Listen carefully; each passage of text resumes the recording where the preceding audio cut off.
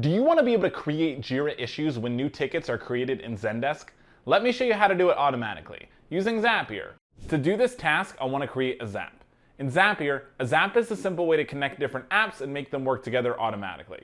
With Zapier's no-code app builder, I can create my Zap from scratch, or with Zapier's new AI Copilot, I can just describe what I want. I could say something like, when a new Zendesk ticket is created, create a Jira issue, and it'll build the workflow for me. My Zap will then be created.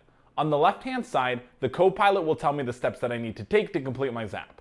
And if I need to tweak my prompt or troubleshoot anything, I can just type right into the Copilot. It walks me through the process. To start, select your trigger.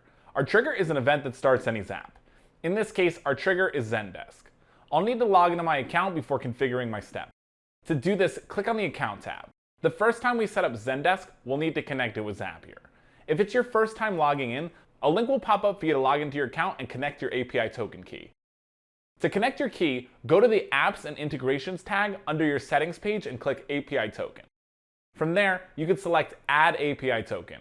Give your token a description, hit Save, and then copy and paste the token into the authorization screen. And don't worry, Zapier will only perform the actions you tell it to in a given Zap.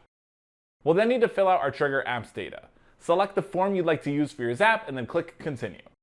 In order to finish setting up the trigger, we'll need to pull in some example data. To do that, click Test Trigger. Testing our steps ensures that the data we entered is working. You're all set with the first step. Click Continue with selected record and we can start creating our action. In Zapier, an action is the task that happens automatically after our trigger is set off.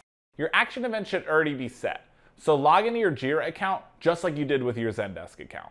From there, we can start to assign our trigger apps data into the Action Apps field.